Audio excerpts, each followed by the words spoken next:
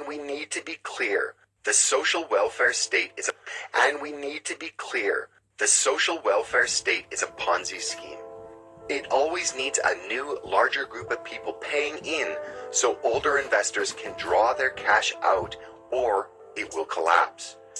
Like all failed economic systems, whether communism or plantation slavery, for the social welfare state, it's expand or die. And the most popular argument for an endlessly growing population has always been a false economic one, in that a never-ending supply of people are needed to fund the welfare state. This system at present is completely being funded by debt and mass immigration. This model is unsustainable. Let me mention some of the arguments that have come up which do need answering about this. The first is the inevitable argument that the reason why we need mass immigration and have needed it is because there are jobs that British people will not do and we need to import people to do those jobs. Let me say to you as frankly as it's possible to say, that is one of the most racist arguments you can hear.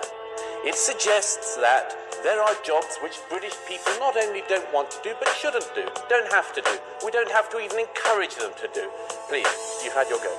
We don't even need to encourage them to do, but we will go around the rest of the world and hoover up people who are willing to work for nothing because it provides us with cheap nannies and cheap waiters in restaurants and so on. I think it's a lamentable argument. The second argument you can hear, and we had it already tonight, is the argument about the hoovering up, as I would put it, of the other end, as it were, of the economic spectrum, that it is the best idea possible that we will travel around the world and hoover up nurses and doctors in Africa and across other regions of the world, that we can take people from the third world who the third world has superbly educated and make sure they benefit us. Again, I think a lamentable argument. The U.S. is helping to train the army in Chad. Let's start by toning down the choreography. Unless you're a rockette, this high leg kicking business never ends well. A black man who can kick that high shouldn't be on maneuvers in Africa. He should be on tour with Britney.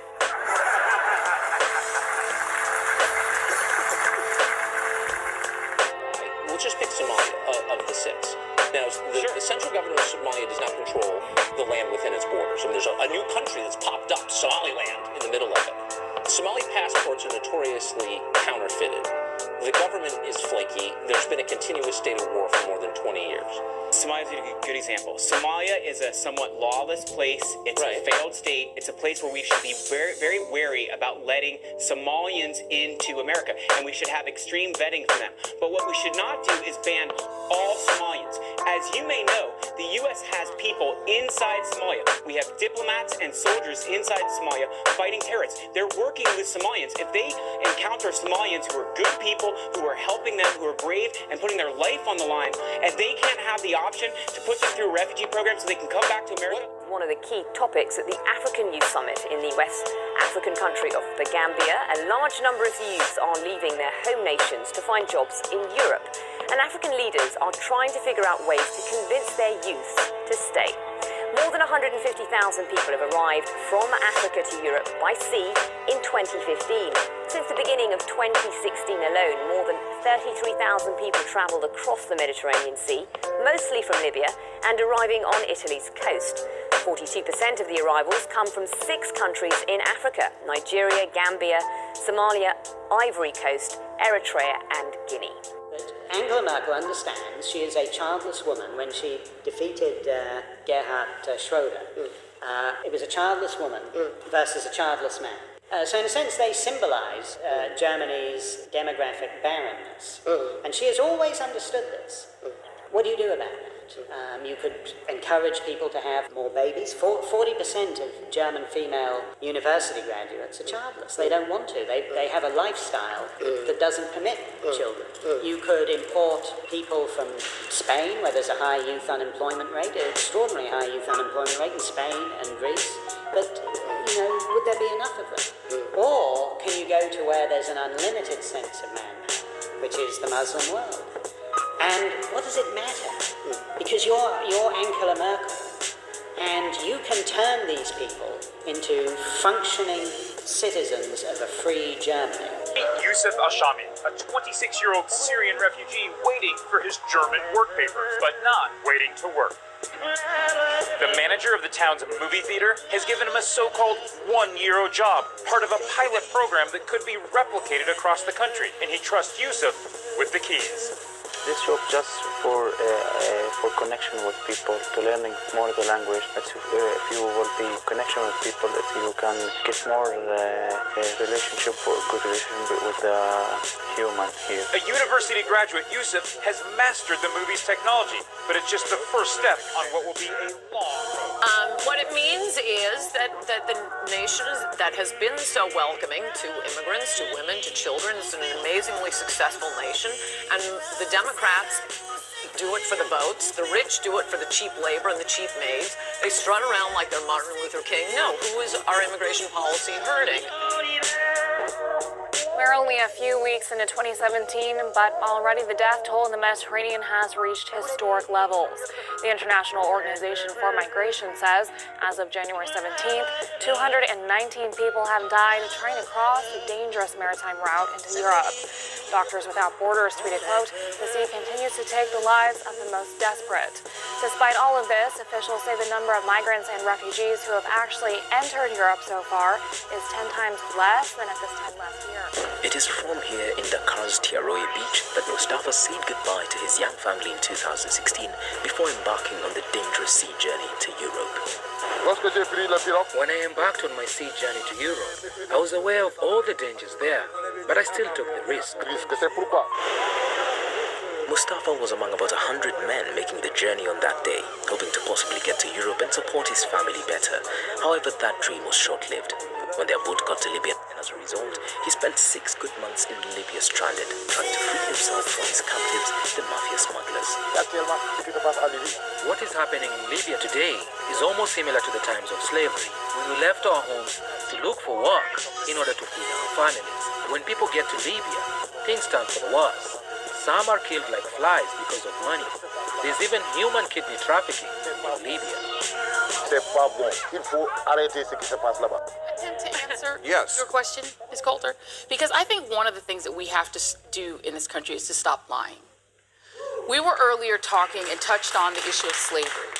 Ever since the forcible removal of millions of African Americans from chattel slavery, this country has been importing new slave labor. That's right. Because this country wants and runs and is fueled by cheap labor. That's whether it was right. Puerto Ricans, whether it was people we drew from Mexico to come here and continue to do so because the people who are on your side, big agriculture, the big corporate interests who want people to. Okay, well, once we bring people here, people's family members, people whose families are born here, are American.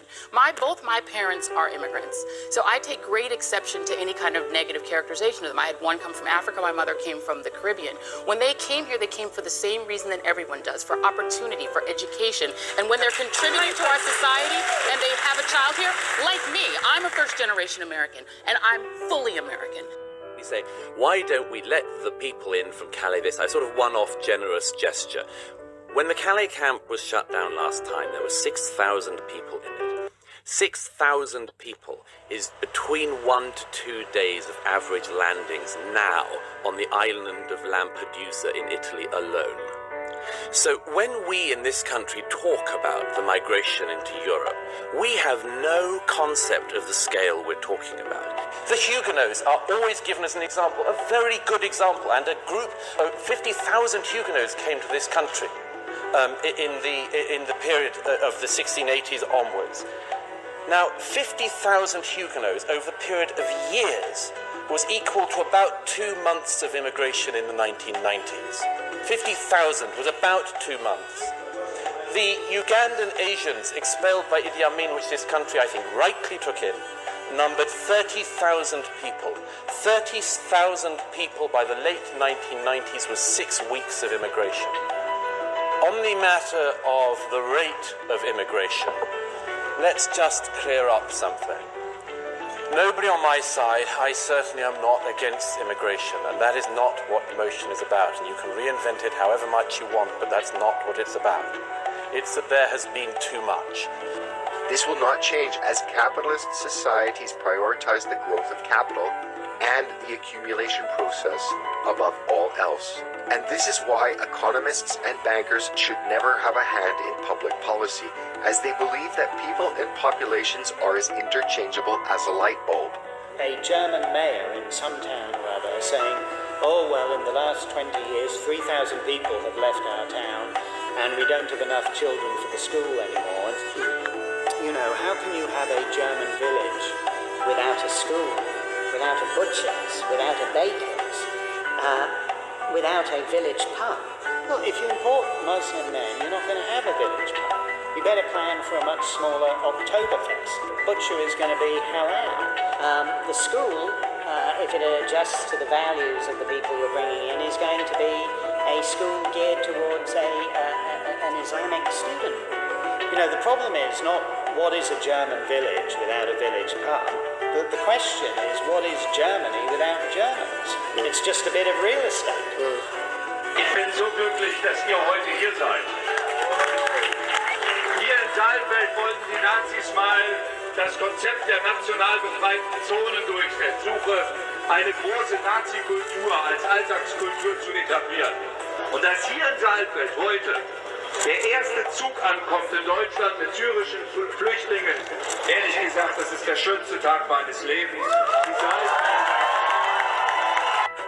The footage showed that is of the Ministerpräsident or governor of the state of Thüringen, Bodo Ramelow, holding a speech at the arrival of refugees and migrants in the city of Saalfeld. As you saw yourself, the references to the Nazi past of the state he is governor of are frequent and used almost as a justification for the current refugee and migrant policy imposed on social media.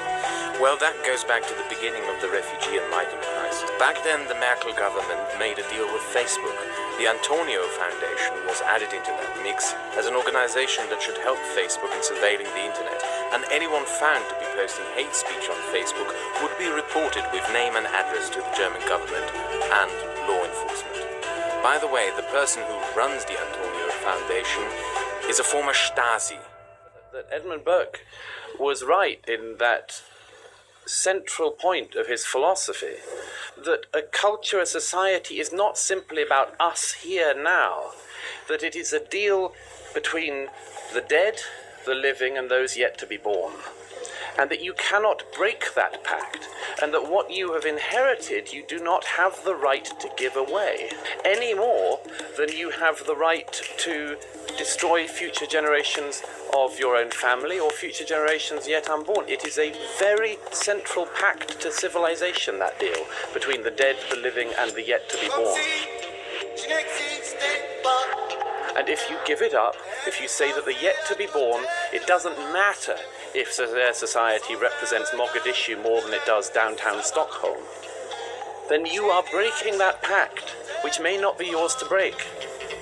On January 7th, 2015, on the very day of the Charlie Hebdo massacre in France, this book, Submission by Michel Houellebecq, was published. I have just read it, and man, oh man, is it good. In particular episodes within the novel, as the Muslims rise to power, Miriam, because she's Jewish, decides to leave with her parents and go to Israel. And there's a scene right as they're saying goodbye to one another, right as she's about to leave, where the last thing that he says to her is, "There's no Israel for me." I don't see cultures like that, by the way. I see them more as kind of fragile ecosystems, which take years and years to grow up, decades and centuries to develop, and which can be destroyed in the space of a lifetime. J'ai plus de souvenirs que si j'avais 1000 ans, comme des regrets se traînent de longs vers qui s'acharnent toujours sur mes morts les plus chers. Je suis un vieux boudoir plein de roses fanées, où gît tout un fouillis de mode surannée, où les pastels plaintifs et les pâles bouchées seuls respirent l'odeur d'un flacon débouché. Sinon après vraiment il faut savoir que there are a lot of verbal insults. The stares, people in the streets looking at me. Natalie Bencia was born in France, the daughter of an Algerian immigrant. She converted to Islam in her early 20s and is now married to an imam. The mother of 7 says once or twice a month she's ridiculed because she wears a headscarf. She also says she's been excluded from her children's school field trips, and back in 2012, nearly had a confrontation in a store. Une femme m'a pris à partie. A woman tore into me, really insulted me. She said, "You've rejected our origin," because she knew that I'm French because I told her. She really insulted me with all these names. She almost hit me. There is still another aspect to all of this. Many believe relations between Christians and Muslims are further strained because many Muslim immigrants are poor, and during difficult economic times, that leads to resentment about providing for them. But during our visit to Marseille last month, many Muslims we spoke to told us about what they say is widespread job discrimination. It doesn't bother me. I ignore them. But when you have your kids with you and someone insults you, it's degrading. And frankly, when it happens on the street, it's hard to justify it to the kids. They don't understand. My son, he says, when I'm big, I'm going to fight these people if they talk to you that way. And I say, can't respond to aggression with aggression. Why do you think that people treat you this way? I think it's fear of the other. According to one survey taken last spring, about a quarter of the French population had an unfavorable view of Muslims, which was actually much lower than other European countries.